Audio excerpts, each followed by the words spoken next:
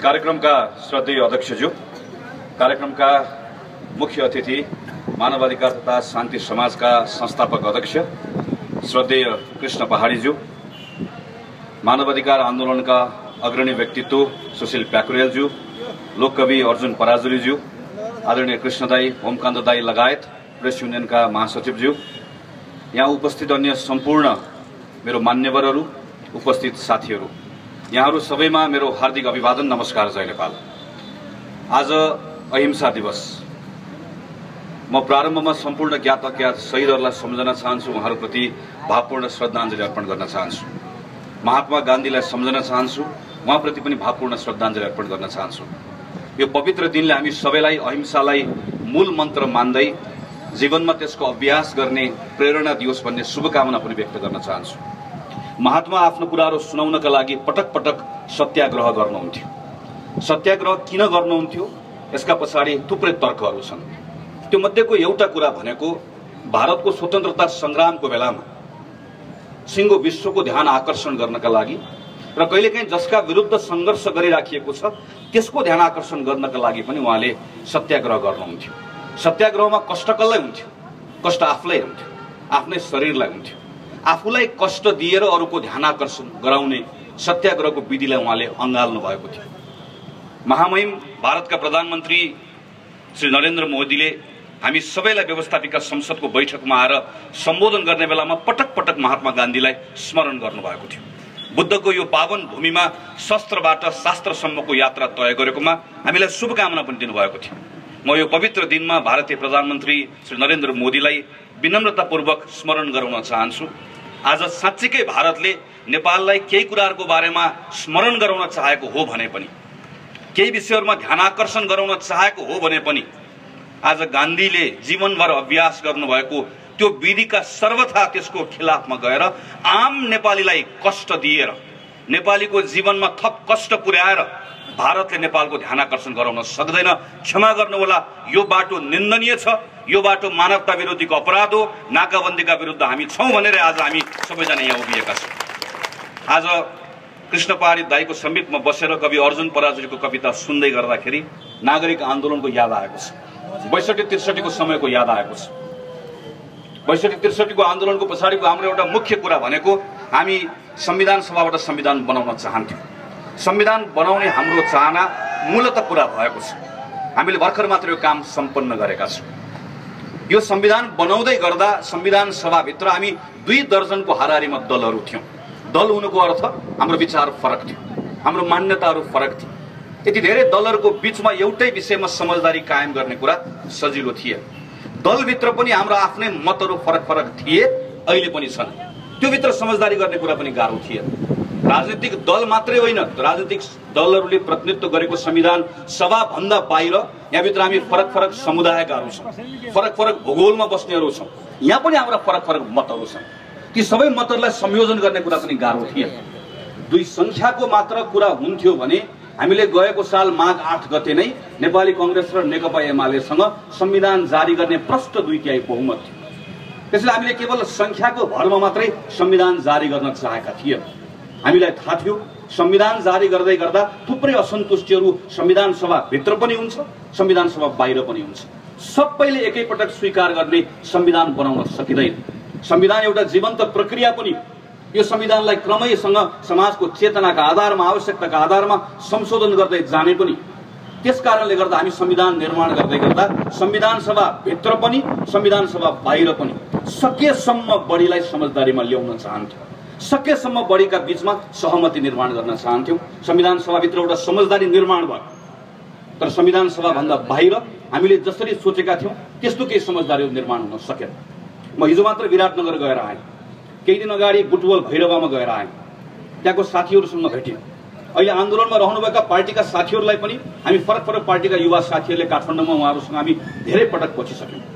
हिजो विराटनगर भैरवा लगायतका ठाउँमा गएर र ती साथीहरूसँगको छलफलबाट मैले बुझेका केही कुराहरू, खास गरिकन किन संविधान सभाभित्र यत्रो समझदारी हुँदै गर्दा पनि त्यो संविधान सभा बाहिर त्यही ढंगको समझदारी निर्माण हुन सकेन भन्ने बारेमा संक्षिप्त रूपमा केही कुराहरू राख्छु।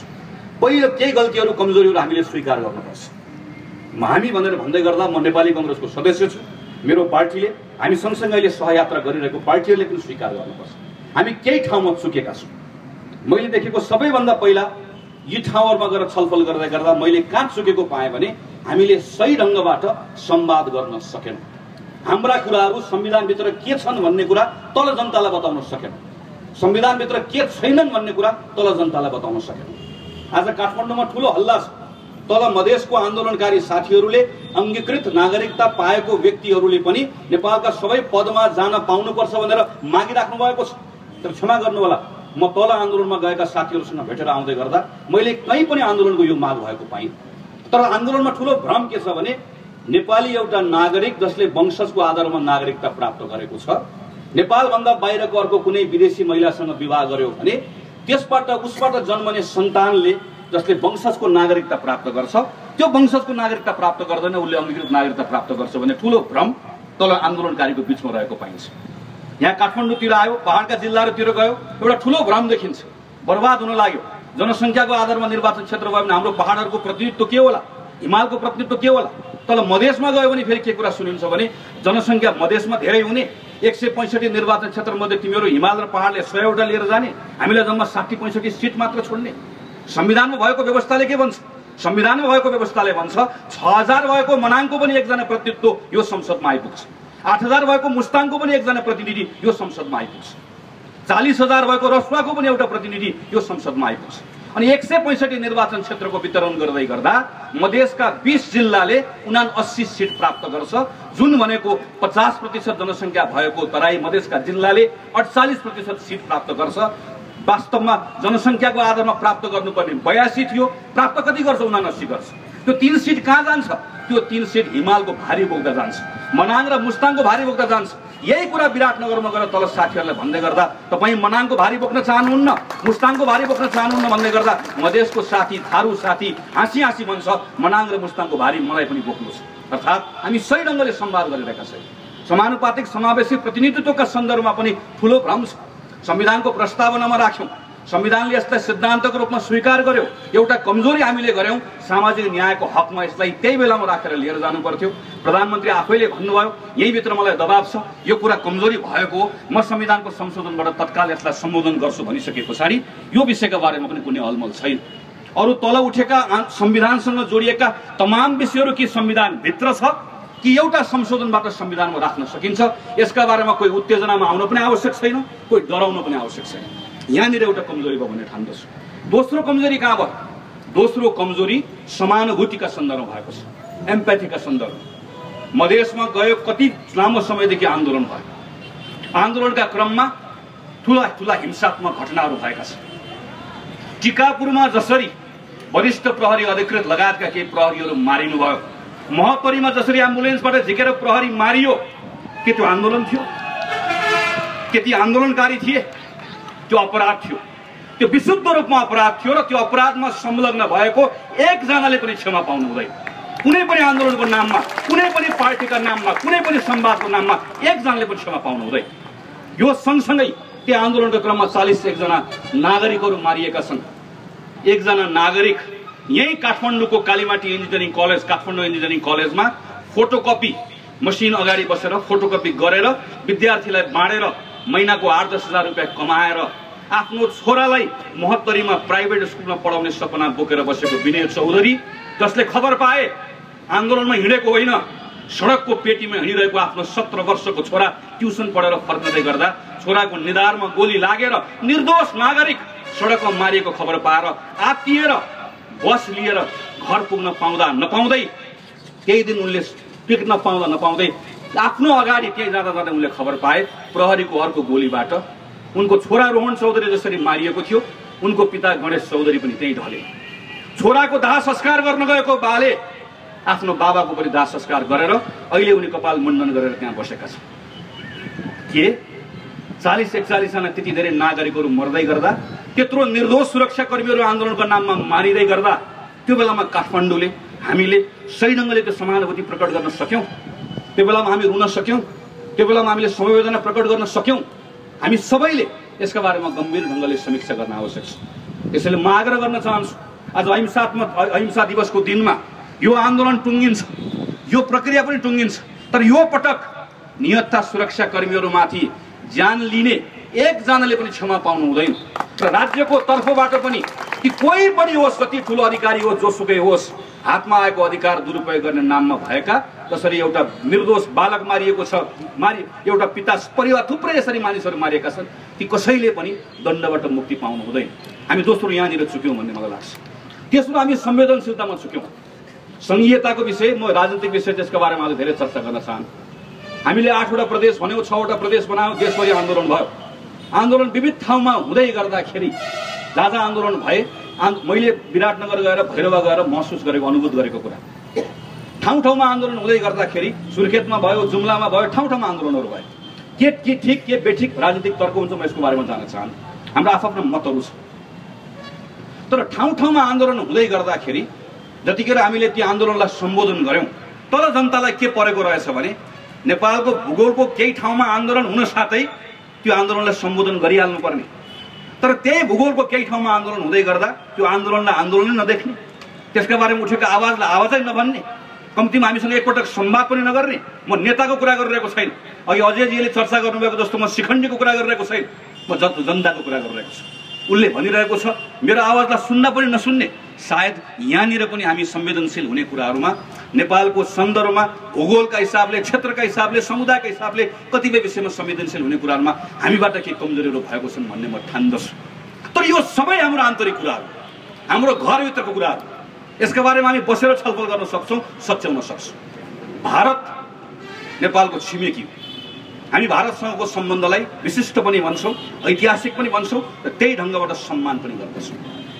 यो सम्बन्धलाई लिएर र नेपालको राजनीतिक आन्दोलनमा कुनै न कुनै ढङ्गबाट, विभिन्न ढङ्गबाट जोडिएको हुनाले गर्दा हाम्रा कतिपय विषयहरूमा उसका सुझावहरू, कतिपय विषयहरूमा उसका चिन्ताहरू, कतिपय कुराहरू जायज होला, कतिपय कुरालाई हामीले त्यसलाई सम्मानका साथ लियौँ होला, सुन्यौँ होला, त्यो पनि फरक कुरा हो। तर सार्वभौम नेपालको संविधान सभाले, मैले अघि चर्चा गरेँ, कति गल्ती भयो होला, कति कमजोरी भयो होला, हामीले सच्याउनु पर्ने कुरा के होला, त्यो सबै हाम्रो घरभित्रको कुरा हो, हाम्रो आन्तरिक कुरा हो, हाम्रो विषय हो। समस्या भारतमा पनि छ, जम्मूमा छ, कश्मीरमा छ। स्वयं प्रधानमन्त्री गुजरातको, उहाँ प्रधानमन्त्री मोदीको गुजरातमा यत्रो ठुलो आन्दोलन चलिरहेको छ, त्यहाँ आरक्षणको पक्ष र विपक्षमा यत्रो मारामार भइरहेको छ। त्योमा भारतका आफ्ना विषयहरू छन्, हाम्रो आफ्नो विषयहरू छ। हामीले संविधान जारी गरिसके पछाडि संविधान सभाले बनाएको संविधानलाई नोट मात्र गर्यो, त्यसको स्वागत गरेर यसका बारेमा धेरै चिन्ता होइन। तर संविधान जारी गरिसके पछाडि आज जुन ढङ्गबाट नेपालमाथि दबाव सृजना गर्ने भन्ने नाममा सार्वभौम नेपालमाथि जसरी हस्तक्षेप गरिएको छ, जुन ढङ्गबाट हामीसँग व्यवहार गरिएको छ, यो कदापि पनि यो एक्सेप्टेबल छैन, यो अनएक्सेप्टेबल छ, यो निन्दनीय छ। र यसका विरुद्ध के हिमाल, के मधेस, के पहाड सबै नेपाली नागरिकहरू एक ठाउँमा आएर उभिएर भन्नुपर्छ, हामी सानो छौँ तर हामी स्वाभिमानी छौँ।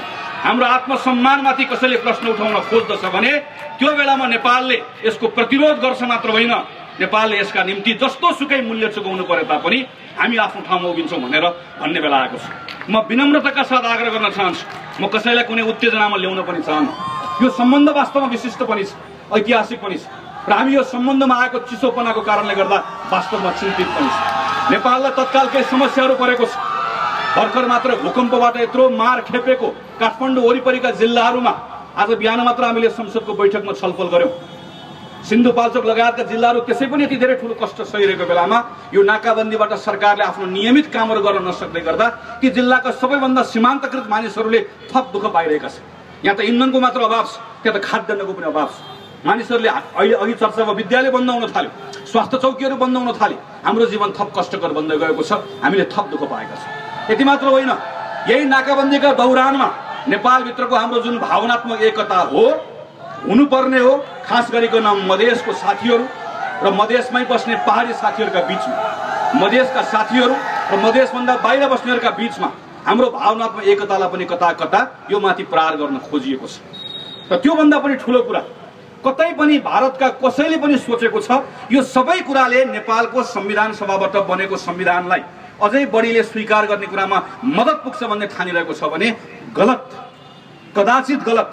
संविधान सभाको अन्तिम क्षणमा हामी फरक फरक पार्टीमा काम गर्ने साथीहरूले संविधान सभाभित्र, त्यही भित्र भएका कतिपय साथीहरूको असन्तुष्टिलाई लिएर संविधान सभाभन्दा बाहिर भएका आन्दोलन साथीहरूसँग संवाद गरेको आधारमा नेपालभित्रको संविधान सभाभित्रबाट यहीँभित्र अन्तिम चरणमा अझै बढी संवाद गर्यो भने अझै बाहिर भएका केही दलहरूलाई ल्याउन सकिन्छ, संविधान सभाभित्र अझै बढी साथीहरूको चित्त बुझाउन सकिन्छ भन्ने सोचबाट प्रेरित भएर हामी पार्टीभित्रै काम गरिरहेका साथीहरूले अन्तिम समयमा गरेको प्रयास, अन्तिममा संविधान निर्माणको अन्तिम चरणमा आएर भारतको तर्फबाट विशेष दूतको नाममा जो प्रतिनिधि यहाँ आउनुभयो, अन्तिम मलाई पनि लाग्छ अन्तिम समयमा आएर भारतले त्यो हेपा प्रवृत्ति नराखेको भए सायद नेपालभित्रकै राजनीतिक शक्तिहरू जो हामी संवादमा जुटेका थियौँ, हामीले केही समय लिएर छलफल गर्न थालेका थियौँ, त्यही बिचमा एउटा नयाँ समझदारी बन्न सक्दथ्यो, एउटा परिस्थिति बन्दै पनि गएको थियो। तर अन्तिम क्षणमा आएर जसरी कन हेपा प्रवृत्तिबाट यो गर त्यो गर भनेर आदेश दिने शैलीमा उत्रियो, त्यसले नेपाललाई मद्दत पुगेन। हामी झन्झन टाढा पुग्यौँ। भारतका यी कदमहरूले नेपाललाई कदाचित मद्दत पुगिरहेको छैन र अहिले गरिरहेको कामले पनि मद्दत पुगिरहेको छैन र यसबाट क्षति नेपाललाई मात्र भएको छैन, यसबाट क्षति भारतलाई पनि भएको छ। म महामहिम भारतीय प्रधानमन्त्रीलाई स्मरण गराउन चाहन्छु। अहिले कतिपय भारतका पूर्व राजदूतहरूले लेखिराख्नु भएको छ, काठमाडौँमा उठेका ती मुठ्ठीहरूसँग नतर्सनुहोस्, आन्दोलनहरूसँग नतर्सनुहोस् कि ती सधैँ जन्मजात भारत विरोधी हुन्, तिनले भारतलाई सधैँभरि प्रत्येक कुरामा भारतको दोष देख्छन्, तिनको चिन्ता नगर्नुहोस्, कतिपय पूर्व राजदूतले लेखिरहेका छन्। म स्मरण गराउन चाहन्छु, यही सडक हो र यही भवन हो जहाँ भारतको प्रधानमन्त्रीलाई सायद भारतमा पनि नगरिएको स्वागत गरिएको थियो, सायद यही ठाउँ हो जहाँ भारतकै हिमालकै पहाड तराई सबै नेपाल एकैचोटि उर्लिएर भारतको प्रधानमन्त्रीले नेपालको प्रधानमन्त्रीले नपाएको सम्मान भारतको प्रधानमन्त्रीलाई दिने यही नेपाली नागरिकहरू। किन हामीलाई के दिन्छ भनेर होइन, किनकि भारतको प्रधानमन्त्रीले नेपालको माटोमा उभिएर नेपालीहरूको आत्मसम्मानलाई सम्मान गर्दै सार्वभौम नेपालको प्रति जुन सम्मानको साथ व्यवहार गर्नुभयो, त्यति एउटा कुराले हामीलाई भारतीय प्रधानमन्त्री प्रति त्यो आसक्तिका कोडसम्म हदसम्म पुग्ने गरिकन हामी उहाँको प्रशंसक भयौँ। यसले के देखाउँछ? नेपालीहरू जन्मजात, काठमाडौँवासीहरू जन्मजात भारत विरोधी होइन, भारतको संस्थापन विरोधी होइन। हामी केवल भारतले सम्मानका साथ हामीसँग व्यवहार गरोस् भन्ने चाहन्छौँ। नेपालसँग खुला सिमाना छ भारत, आफ्नो सुरक्षाको बारेमा उसका चिन्ताहरू जायज छन्। नेपाली सरकारले सधैँभरि त्यो सुरक्षाको चिन्तालाई सम्बोधन गर्दै आएको छ, भोलि पनि गर्छ। तर एउटा कुरा स्मरण गराउन चाहन्छु, नेपाल जस्तो देशमा एउटा जनमत स्कुलमा पढ्दै गरेको बच्चाहरू सडकमा निस्केका छन्, जुलुसमा आएका छन्। यस्तै जनमत भारतको सरकारका विरुद्धमा रहिराख्ने हो भने सरकारले मात्र चिन्ता गरेर भारतका ती सुरक्षाका चासोहरू नेपालमा सम्बोधन नहुन सक्छ। आम जनताको बीचमा भारतले एउटा स्नेहको सम्बन्ध कायम राख्यो भने मात्रै त्यो विशेष सम्बन्धबाट उसले पनि लाभ प्राप्त गर्छ, हामीले पनि लाभ प्राप्त गर्ने अवस्था हुन्छ। त्यस कारणले गर्दा यो बेलामा हामी यतिखेर विश्व शक्ति बन्न खोजिरहेको भारतको त्यो प्रयत्नलाई मद्दत गर्ने चाहना बोकेको नेपाल जो सबै आफ्नो छिमेकीहरूसँग एउटै खालको सम्बन्ध राख्न चाहन्छ, जो आफ्नो भूमि कसैका विरुद्धमा प्रयोग हुन नदिने कुरामा प्रतिबद्ध छ, हामी त्यो यात्रामा सहयोगी बन्न चाहन्छौँ। तर हामी त्यो यात्रामा सहयोगी बन्दै गर्दा हामी सँगसँगै बराबर हैसियतका साथमा, देश सानो होला, धन थोरै होला, तर सार्वभौम देशले त्यही सम्मान खोज्छ र त्यही सम्मान पायो भने मात्रै त्यो यात्राको हामीहरू सहयोगी हुन सक्दछौँ। यो कुरा उसले पनि बुझ्न आवश्यक छ। त्यस आदरणीय साथीहरू, म अन्त्यमा यति नै आग्रह गर्न चाहन्छु, अबको हाम्रो बाटो भनेको हाम्रो घरभित्र जति पनि विषयहरू छन्, यी विषयहरूलाई तत्काल संवादबाट यसको हल खोज्नुपर्छ, जुन हामी खोज्न सक्दछौँ। संविधानको अन्तर्वस्तुका विषयहरूमा मैले थोरै चर्चा गरेँ। मलाई अहिले पनि विश्वास छ सीमाङ्कनको एउटा विषय जटिल र पेचिलो छ। त्यो जटिल र पेचिलो विषयका सन्दर्भमा सबै पक्षले सुझबुझ राख्ने हो भने त्योभन्दा बाहेकका विषयहरूमा मेरो आग्रह छ यहाँहरूलाई पनि, हामी धेरै विषयहरूका बारेमा सूचना नराखिकन, जानकारी नराखिकन मधेसमा आन्दोलनरत साथीहरूले काठमाडौँबाट संविधान सभाबाट बनाएको संविधानका धाराहरूका बारेमा जानकारी नराखेको जस्तै हामीले पनि ती आन्दोलनमा उठेका कतिपय विषयहरूका बारेमा राम्रोसँग जानकारी राखिरहेका छैनौँ। सबैले सबैका बारेमा यथोचित जानकारी राख्दै संवादबाट यो विषयको हल खोज्न सकिन्छ भन्ने मलाई विश्वास छ। यो संविधानमा त्यस पछाडि जहाँ जहाँ दीपावली भएको छ फेरि दियोमा तेल थपौँला, फेरि दियो बालुला, जहाँ जहाँ कालो झण्डा गाडिएको छ स्नेहका साथ त्यो झण्डाको ठाउँमा नेपालको राष्ट्रिय झण्डा गाडौँला, त्यहाँ गएर पनि दीपावली गरौँला। एकैपटक सँगै नेपालभित्र दीपावली गर्ने अवस्था बन्छ र त्यही संविधानको जगमा मधेस पनि मिसिएको, पहाड पनि मिसिएको, हिमाली पनि मिसिएको, नेपालभित्रका सबै जात जातिहरू मिसिएर बनेको, हाम्रो भावनात्मक एकताको आधारमा बनेको नेपालको साँचो अर्थको नेपालको राष्ट्रवाद, नेपालको राष्ट्रियताको चुरो, विविधताको बीचमा एकता, त्यो विविधताको रिफ्लेक्सन सबै राज्य सत्तादेखि लिएर सबै ठाउँमा हुने गरिकन जुन त्यसले सृजना गर्ने भावनात्मक एकताको जगमा नेपाललाई अगाडि बढाउने कुरा त्यसले आधार दिन्छ भन्ने मलाई लाग्दछ। योसँगै हामीले सिक्ने दुईटा कुराहरू छन् र म त्योसँग टुङ्ग्याउँछु। संविधानका विषयहरू टुङ्ग्याउँछौँ, त्यो संविधानको जगमा सबै नेपालीलाई हामी एउटै ठाउँमा जोड्छौँ। त्यसको जगमा नेपाल अगाडि बढ्दै गर्दा नेपालले दुईटा कुरा भने यो नाकाबन्दीबाट सिक्नै पर्छ र त्यो सँगसँगै आफूलाई सच्याउनुपर्छ। एउटा भनेको हाम्रो अनुकूलता अनुसारको व्यवहार। यो बेलामा पुरानो कुराहरूमा चर्चा नगरौँ भन्ने कुरा नगरौँ, तर समीक्षा गरौँ। हिजो कुनै बेला हाम्रो आन्दोलनमा सहयोग हुन्छ भनेर हाम्रो त्यो बेलाको अनुकूलताका निम्ति हामीले जसरी सहयोगहरू माग्यौँ, हिजो कुनै बेला हाम्रो आन्दोलनलाई मद्दत पुग्छ भनेर भन्दै गर्दा हामीले त्यो बेलामा भएका त्यो क्षणमा भएका नाकाबन्दीहरू ठिक थियो र जायज थियो भनेर त्यसलाई लियौँ। आज त्यसका बारेमा पुनर्समीक्षा गर्ने बेला आएको छ। नेपाल जस्तो देशले योभन्दा अगाडि बढ्दै गर्दा यस्ता अनेकन आन्दोलनहरूको सामना गर्नुपर्छ। यो डेमोक्रेसी हो, यहाँभित्र आन्दोलन हुन्छ, सङ्घर्ष हुन्छ, मतभेदहरू हुन्छ। त्यो बेलामा कतिपय ठाउँमा राज्य सत्ताकै विरुद्धमा भोलि हाम्रो पार्टी होला, अर्को पार्टी आन्दोलित होला, तर कुनै पनि विषय र कुनै पनि मुद्दामा आफ्नो आन्दोलनलाई सजिलोसँग विजयी बनाउनका लागि हिजो हामीले जे जे गर्यौं, तर यो संविधान जारी भइसकेपछिको नेपालमा अब कसैले पनि आफ्नो आन्दोलनको लागि अरू कुनै पनि देशसँग गएर कुनै पनि खालको सहयोग लिँदैन।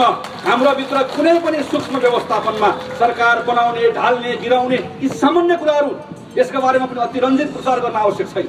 हाम्रा पार्टीहरू आजदेखि झगडा गर्न थाले, बाहिर सबजना आत्तिनु भएको छ। फरक फरक पार्टीहरू हुन्, सरकारमा को जाने भन्ने बारेमा सबै मन मिल्ने भए त एउटै पार्टी बनायो हो, त्यो स्वाभाविक कुराहरू। तर हाम्रा यस्ता मतभेदहरू हुन्छन्, व्यवस्थापन गर्छौँ, आफै गर्छौँ, आफै लड्छौँ र एउटै धारणा बनाउँछौँ, कुनै एउटै धारणा बनाउँछौँ र त्यो धारणाको जगमा सधैँभरि एउटै दृष्टिकोण बनाउँछौँ। दुईटा ठुल्ठुला छिमेकी मिले भने पनि हाम्रो लिपुले खाएको जस्तै खाने रहेछन् भन्ने कुराको चेतना पनि हामीलाई हुनुपर्छ। त्यसैले एकातिर रिस राख्दै गर्दा अर्कोतिर फर्केर होइन, कुनै पनि बेलामा दुईटै छिमेकीसँगको सम्बन्धलाई सुमधुर बनाउँछौँ। हामीलाई कोहीसँग कुनै बैरी भाव छैन, यो सम्बन्धलाई प्रगाढ बनाएर लिएर जान चाहन्छु। तर कुनै पनि बेलामा कुनै पनि कारणले नेपालमाथि अप्ठ्यारो पर्दै गर्दा, यहाँ नाकाबन्दी हुँदै गर्दा, काठमाडौँलाई दुख्दै गर्दा मधेसलाई पनि दुखोस्, मधेसलाई दुख्दै गर्दा पहाडलाई पनि घोचोस्, त्यस्तो अवस्था नेपालभित्र गीत र कवितामा मात्र होइन वास्तविक जीवनमा कसरी लिएर आउने भन्ने बारेमा चिन्ताका साथ अगाडि बढाउन आवश्यक छ। अघि नै साथीले भन्नुभएको जस्तै नेपालका सन्दर्भमा हामीले तत्काल जे अनुभव अहिले हामीले गर्यौं, यो बेलामा हाम्रो आफ्नो आत्मनिर्भरताका बारेमा आज बिहान मात्र हामी संसदमा लामो छलफल गरेर आएका छौँ। यो छलफल हामीले सुरु गरिसकेका छौँ। हामी अब कम्तीमा केही विषयहरूका सन्दर्भमा नेपाल आफूले आफूलाई आफ्नो सोच्ने तरिका, विकास निर्माणको तरिका परिवर्तन गर्नै पर्छ। खास गरिकन भूपरिवेष्टित देशका निम्ति ऊर्जाको सुरक्षा भन्दा महत्त्वपूर्ण विषयहरू केही पनि होइन। ऊर्जाको सुरक्षा मूलतः ऊर्जाको स्रोतसँग जोडिएको छ, त्यो स्रोतको विविधतासँग जोडिएको छ। आज नेपालमा सबैभन्दा बढी हामी गाडी घोडा चढ्छौँ, के को आधारमा चढ्छौँ? पेट्रोलको आधारमा, डिजेलको आधारमा। हामीलाई पेट्रोल चाहियो, डिजेल चाहियो, मटिरियल चाहियो। त्यो पेट्रोल, डिजेल, मटिरियल कति कहाँबाट लिएर आउँछौँ? 100मा 100% एउटा देशबाट किनेर लिएर आउँछ। नेपालले जति निर्यात गर्छ अर्थात् बेच्छ, त्योभन्दा 120% बढी उसले पेट्रोल मात्र किनेर लिएर आउँछ। अनि आज हामीलाई रिस छ, आक्रोश छ, तर हाम्रो वास्तविकताले हामीलाई त्यो रिस र आक्रोशलाई त्यसलाई अनुवाद गर्न दिइरहेको छैन। हामीलाई हाम्रो आफ्नो कर्ममा अनुवाद गर्न दिइरहेको छ। हाम्रो वास्तविकता त्यो छ। यसले हामीलाई के सिकाइरहेको छ? इजरायल जस्तो देशले जुन अप्ठ्यारो अवस्थामा छ, त्यो अप्ठ्यारो अवस्थालाई बुझेर उसले 270 दिनको लागि तेल भण्डारण गरेर राख्छ। दक्षिण कोरिया, उत्तर कोरियाको छिमेकमा रहेको कारणले गर्दा कुनै पनि बेलामा अप्ठ्यारो पर्न सक्छ, बैरीहरूको बिचमा छु भन्ने ठानेर 264 दिनलाई भण्डारण गरेर राख्छ। आज सिङ्गो नेपालमा जम्मा 17 दिनलाई पुग्ने इन्धन मात्रै भण्डारण गरेर राख्ने क्षमता हामीसँग छ। 100मा 100% एउटै देशबाट मात्र किनेर लिएर आएका छौँ। र आज हामीसँग भएको जुन स्रोत छ, आज हामीसँग करिब हामी 40,000 50,000 जलविद्युतबाट हामी उत्पादन गर्न सक्छौँ त्यति मेगावाट भनेर भनिरहेको बेलामा 900 मेगावाट मात्रै विद्युत उत्पादन गर्ने हो भने काठमाडौँ लगायत देशभरिको एउटा पनि भान्सामा एउटा पनि एलपिजी ग्यास किनेर ल्याउनु नपर्ने आजको अवस्था छ। आज हामीसँग हजारौं मेगावाट स्रोत निकाल्न सक्ने अवस्था, थुप्रै देशहरूबाट पेट्रोल किनेर ल्याउन सक्ने अवस्था, कम्तीमा 100 दिनलाई भण्डारण गरेर राख्न सक्ने अवस्था हुँदाहुँदै यो कुराहरू गरेनौँ, जसको कारणले गर्दा आज 5 दिन 6 दिन नाकाबन्द हुँदै गर्दा सबले घुँडा टेक्नु परेको छ, कहिले तेल आउला भन्नु परेको छ। यसबाट सिक्ने कुरा यही हो, फेरि यस्तो दिन आउन सक्छ, फेरि यो कुरा दोहोरिन सक्छ, अर्को कुनै नाममा आउला, अर्को कुनै सन्दर्भमा आउला। तर अर्को नाम र अर्को सन्दर्भमा आउँदै गर्दा पनि नेपाल त्यो बेलामा तेल र मट्टीतेलको कारणले गर्दा, तरकारी र फलफुलको कारणले गर्दा कसैको अगाडि कहिले पनि कहिले खोल्ला भनेर याचना गर्नुपर्ने अवस्थामा दोहोरिएर फेरि आउँदैन। 2 वर्ष लाग्ला, 3 वर्ष लाग्ला। आजको दिनको राष्ट्रवाद भनेको यो बेलामा संकल्प गर्ने बेला हो। हामी ती स्रोतहरूमा नेपाललाई आत्मनिर्भर 4 वर्षमा 5 वर्षमा बनाएर छाड्छौँ। सडकमा गाडीहरू कुद्छन्, सडकमा साइकल मात्र होइन गाडी पनि कुद्छ। गाडीमा चढ्ने छौँ हामीहरू, तर त्यो गाडीमा चढ्नको लागि इन्धन मागेर होइन, हाम्रो उत्पादनको बिजुलीबाट सडकमा गाडी चढ्ने छौँ भन्ने सोच राख्न सक्यो भने मात्रै त्यसले हामीलाई वास्तविक ठाउँमा पुर्याउँछ। यही सोचका साथ काम गरौँ। नेपाललाई यति मात्र भन्न चाहन्छु आजको अन्तिम क्षणमा, कम्तीमा काठमाडौँको सबै प्रबुद्ध साथीहरूलाई आज अहिंसा दिवसको दिनमा नेपालले सोच्ने कुरा यही हो। हामी कसैलाई पीडा दिन चाहन्नौँ, कसैलाई पनि हामीहरू कष्ट दिन चाहन्नौँ। नेपाल सानो छ, सियो जस्तै छ। सियोलाई राम्रोसँग प्रयोग गर्यो भने यसले फाटेको लुगा मात्र होइन, फाटेको मन पनि सिउँछ। तर सियोलाई खल्तीमा हाल्दै गर्दा सियोले खोज्दिन भन्दा भन्दै पनि सही ढङ्गले राख्न सकेन भने त्यसले निरन्तर घोचेर दुःख र पीडा दिइराख्छ। नेपाल त्यही सियो जस्तो हो जसको मनमा दुःख र पीडा कसैलाई दिने इच्छा छैन, तर ढङ्गले यसलाई कसैले लिन जानेन भने इतिहास साक्षी छ, यो कुरा फेरि दोहोरिन सक्छ। यो नदोहोरियोस् भन्ने हाम्रो कामना हो। अहिंसा दिवसको यो पवित्र दिनमा एकपटक फेरि मानवाधिकार तथा शान्ति समाजले यो अप्ठ्यारो समयमा देशभरिका नागरिकहरूलाई एक गर्ने गरिकन आज जुन कार्यक्रम प्रारम्भ गरेको छ, यो कार्यक्रम सँगै लिएर मधेसमा पनि जाउँ, त्यहाँका पीडाहरूको बारेमा पनि बोलौँ। यो आन्दोलन हाम्रो खिलाफको आन्दोलन होइन, एक ठाउँमा ल्याएर जोडेर हामी सबैले यसका जायज कुराहरूलाई पनि बुझ्दै सम्बोधन गर्दै समानुभूति राख्दै यो बेलामा कसैले कसैप्रति पनि घृणा फैलाउने कुरा कसैले नगरौँमा यति आग्रह गर्न चाहन्छु। तन्नेरी साथीहरू धेरै आउनु भएको छ। साँझ घर गएर तपाईँको फेसबुकको वालमा तपाईँले लेख्ने एउटा लाइन कहिलेकाहीँ नलेख्दै गर्दा त्यसले नेपालको सद्भावमा मद्दत पुर्याएको हुन्छ। कहिलेकाहीँ तपाईँले लेख्दै गर्दा त्यसले हजारौँ मनहरू भत्काएको हुन्छ। हामी प्रत्येकको जिम्मेवारी छ आजको दिनमा नेपाललाई जोडेर राख्ने कुरा। नेपालको हाम्रो भित्रको जति एकता बलियो हुन्छ, त्यो एकता मजबुत भएको नेपाललाई कसैले हल्लाउन सक्दैन। त्यही नै आजको मूल मन्त्र हो भन्ने ठान्दछु। धन्यवाद, नमस्कार, जय नेपाल।